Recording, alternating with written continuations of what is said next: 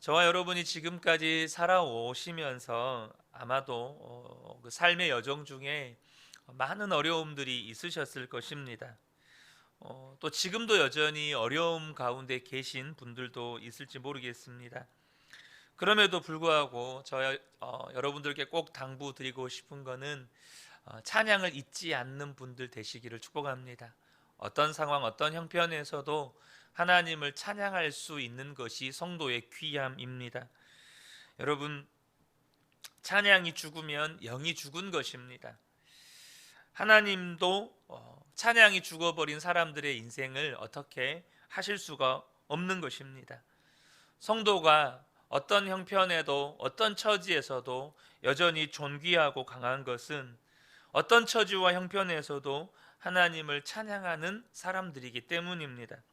제가 말씀을 준비하면서 어떤 영화의 한 장면이 떠올랐습니다. 영화의 제목은 제가 기억이 잘 안 납니다. 근데 그 영화의 장면은 기독교 영화였는데요. 초대교회의 성도 한 무리가 이 로마 군인들에게 잡혀서 감옥에 갇혀 있다가 이렇게 콜로세움으로 끌려갑니다.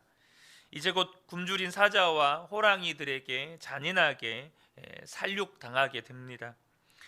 그곳에는 수많은 관중이 그 장면을 구경하기 위해서 꽉 들어차 있습니다. 아마도 로마의 권력자들 내지는 로마의 시민들이겠죠. 관중들은 이제 곧 피를 볼 것에 대한 흥분과 광기에 사로잡혀 있습니다. 성도들은 콜로세움 한 중앙에 몰려 있고 여기저기서 이제 문이 열리고 굶주린 사자와 호랑이가 풀리고 중앙에 몰려 있는 성도들에게 달려들기 시작합니다. 그때 성도들 중 누군가 찬양을 시작하는데요. 그러자 너도 나도 함께 찬양을 부르기 시작합니다. 물론 성도들 중에는 두려워서 도망쳐 보려고 발버둥 치는 사람도 있고, 갓난아이를 품에 안고 있는 어떤 여인은 관중석을 향해서 달려가서 누구 하나 이 아이라도 받아서 살려주기를 그렇게 애원하는 여인도 있었습니다. 관중들은 이렇게 호랑이와 사자의 먹이가 되어서 잔인하게 찢겨 죽어가는 모습을 보면서, 그렇게 흩뿌려지는 피를 보면서 완전히 흥분과 광기에 사로잡혀서 이렇게 소리를 지르기 시작합니다. 그런데 성도들은 그렇게 한 사람 한 사람 죽어가면서도 찬양을 멈추지 않습니다. 그 찬양의 소리는 흥분과 광기에 사로잡혀 있는, 그래서 소리를 지르고 있는 사람들을 비집고 들어가서 그들의 귀에 들리기 시작합니다. 어느 순간 관중들이 질러대는 소리를 찬양이 압도해 버립니다. 그리고 관중들의 소리는 점점점 줄어들고 흥분과 광기는 찬물을 끼어 얹은 것처럼 가라앉고, 관중들은 나중에는 아무 소리도 내지 못하고 찬양을 부르며 죽어가는 성도들의 모습을 바라볼 뿐입니다. 여러분, 이것이요 단지 영화의 이야기가 아니라 우리의 삶의 이야기입니다.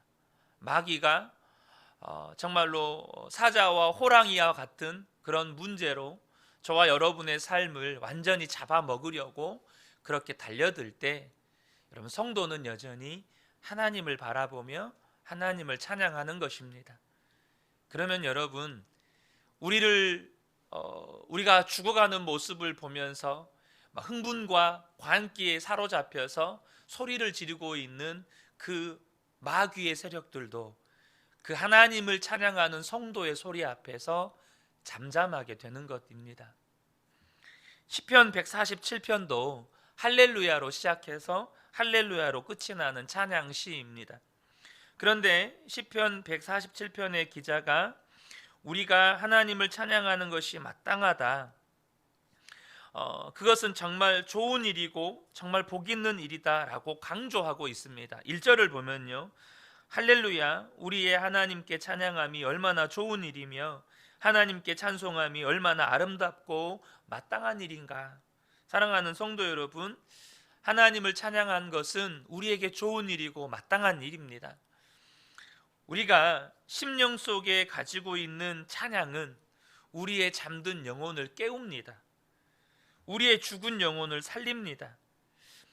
찬양할 이유가 우리에게는 너무나도 분명하게 있기 때문이죠. 시편 기자는 우리가 하나님을 찬양하는 것이 정말 좋은 일이고 마땅한 일이고 아름다운 일이다라고 이렇게 1절에서 선언하면서 오늘 본문에서 세 가지 이유를 듭니다. 첫 번째는 뭐냐면 하나님은 구원하시는 하나님이시라는 것입니다. 2절과 3절을 보면 주님은 예루살렘을 세우시고 흩어진 이스라엘 백성을 모으신다. 마음이 상한 사람을 고치시고 그 아픈 곳을 싸매어 주신다. 여러분도 아시겠지만 이스라엘 백성들은 참 고난이 많은 민족이었습니다. 그 역사 속에서 외침도 정말 많았고 뿐만 아니라 그들은 바벨론 포로로 끌려가기도 했었죠. 그런 과정 가운데서 그들이 얼마나 많은 마음의 상처와 고통을 겪었겠습니까? 여러분, 우리가 유대인들이 600만 명이 학살된 사건이 불과 7, 80여 년 전 이야기입니다. 그런데 하나님께서는 그들을 놀랍게 구원하셨고 또 놀랍게 하나님이 그들을 치유하셨습니다. 출애굽 사건도 전형적인 하나님의 구원의 사건이요, 바벨론 포로에서 돌아온 일도 하나님만 하실 수 있는 기적이었습니다. 그래서 이스라엘 백성은 하나님을 찬양할 수밖에 없었습니다. 그런데요, 이 이스라엘 민족과 정말 컨트롤 C 컨트롤 V까지는 아닌데요, 정말 유사한 역사를 가지고 있는 민족이 바로 우리 민족입니다. 여러분, 우리 민족이 어떤 민족입니까? 이런 반만년의 역사 동안 평균적으로 5년에 한 번 외침을 겪었던 민족입니다. 그리고 여러분, 일제의 그 치하에서 정말 이 대한민국에 사는 사람들은 과연 대한민국이 광복을 맞이할 수 있을까? 이 조선이 광복을 맞이할 수 있을까? 그런 기대를 일도 하지 못했던 그런 상황이었습니다. 그런데 하나님이 정말 간섭하셔서 이 대한민국을 구해내셨습니다. 그렇게 광복한 지 5년이 안 되어서 또 대한민국이 공산화될 엄청난 위기에 처해 있을 때, 여러분도 잘 아시잖아요. 우리는 우리를 지킬 힘이 없었습니다. 3개월 만에 낙동강 이남으로 완전히 밀려버렸죠. 그때 또 하나님이 간섭하셔서 우리나라를 그렇게 위기에서 건져 주셨습니다. 그러니까 지금 이 우리나라는요, 세계가 보면서 놀라는 나라입니다. 그러니까 우리 민족은 천지를 지으신 하나님이 무슨 이유인지 정확하게 알 수는 없지만 우리를 택하시고 우리를 사랑하시고 우리를 구원하시고 회복하시고 치유해 주신 민족입니다. 그런데다가 여러분, 저와 여러분은 예수님의 십자가로 그 모든 죄와 저주를 담당하시고 대속의 은혜를 겪고 또 저와 여러분 안에는 그 주님이 함께 하시는 놀라운 은혜를 받은 하나님의 백성들입니다. 여러분, 그런 우리가 오히려 찬양하지 않는 것이 화가 될 일입니다. 시편 기자가 두바라는 하나님을 찬양해야 한다고 말하는 두 번째 이유는 하나님은 천지를 지으신 하나님이시라는 것입니다. 4절을 보면 별들의 수요를 헤아리시고 그 하나하나에 이름을 붙여주신다라고 말씀합니다. 하나님이 우주 만물을 창조하셨습니다. 우리가 과학자가 아닐지라도 가끔씩 밤하늘을 보면서 감탄할 때가 있죠. 그런데 여러분, 우리가 정말로 하나님의 천지창조를 알면 알수록 입이 벌어져서 정말 표현할 방법이 없어지게 되죠. 하나님의 창조하심에 눈이 뜨이면 우리 안에 저절로 찬양이 나오게 됩니다. 그래서 5절을 보면 우리 주님은 위대하시며 능력이 많으시니 그의 슬기는 헤아릴 수 없다라고 시편 기자가 고백합니다. 또 세 번째 이유는요, 하나님의 사랑 때문입니다. 하나님은 천지를 주관하시는 하나님이시지만 동시에 지극히 작고 보잘것없는 사람을 사랑하시는 하나님이십니다. 6절을 보면 주님은 불쌍한 사람을 도와주시며 악인을 땅 바닥까지 낮추시는 분이시다. 여러분, 이것 자체가 감동 아닙니까? 천지를 지으신 하나님이 우리같이 연약하고 보잘것없는 사람들, 우리같이 연약하고 부족한 사람들을 사랑하신다는 것입니다. 그리고 7절에 주님께 감사의 노래를 불러드려라, 우리 하나님께 수금을 타면서 노래 불러드려라 라고 고백하는 것입니다. 8절과 9절을 보면요, 하나님은 세상을 주관하시는 하나님이십니다. 그런데 이 세상을 주관하시는 하나님, 그러니까 통치자라는 거잖아요. 여러분, 통치자가 좋아하는 사람은 어떤 사람들일까요? 예를 들면 기업 경영인이 좋아하는 사람은 어떤 사람들일까요? 그것은 당연히 자기가 운영하는, 자기가 이렇게 경영하는 이 기업에 더 많은 이윤을 가져다 줄 능력 있는 사람입니다. 마찬가지로 통치자들도 마찬가지죠. 자신이 이 나라를 다스리고 통치할 때 나에게 뭔가 더 도움이 되고 유익이 될 만한 능력 있는 사람, 강한 사람을 좋아합니다. 이게 세상의 방법이거든요. 근데 세상을 다스리시고 통치하시고 주관하시는 하나님이 좋아하는 사람이 잘나고 능력 있고 뛰어난 사람이 아니라는 겁니다. 10절을 보면요, 주님은 힘센 준말을 좋아하지 않으시고 빨리 달리는 힘센 다리를 가진 사람도 반기지 않으신다. 이스라엘 역사가 전쟁의 역사라고 해도 과언이 아닐 만큼, 여러분, 전쟁을 많이 직면했던 이스라엘은 그 전쟁터에서 중요한 게 뭡니까? 전쟁터를 빨리 달리는 강력한 준마, 그리고 그 전쟁터에서 용감하게 싸움하는 빠른 다리를 가진 강력한 병사, 이게 왕이 제일 좋아하는 거잖아요. 근데 하나님은 그런 준마와 군사를 안 좋아하신대요. 그럼 하나님이 누구를 좋아하십니까? 11절을 보면요, 주님은 오직 당신을 경외하는 사람과 당신의 한결같은 사랑을 기다리는 사람을 좋아하신다. 아멘입니다. 주님이 정말 좋아하는 사람은 하나님을 경외하고 하나님의 사랑을 한결같이 기다리는 사람을 좋아하신다는 거예요. 저는 이 말씀이 얼마나 좋고 감동이 되고 힘이 되는지 모르겠습니다. 하나님이 건강한 사람을 좋아하신다면 저와 저희 가족들은 별로 해당 사항이 없을 것 같습니다. 하나님이 능력이 있고 공부 잘하는 사람을 좋아하신다면 아마도 많은 분들이 거기에 해당되지 않을 것 같습니다. 만약에 하나님이 좋은 가문을, 정말 좋은 가문의 사람들을 좋아하신다면 많은 분들이 하나님 앞에 고개도 들지 못할 것 같습니다. 인물을 보신다면 죄송하지만 우리 성도님들도 많은 분들이 주님 앞에 얼굴을 들지 못할 것 같습니다. 여러분, 그러니 얼마나 감사합니까?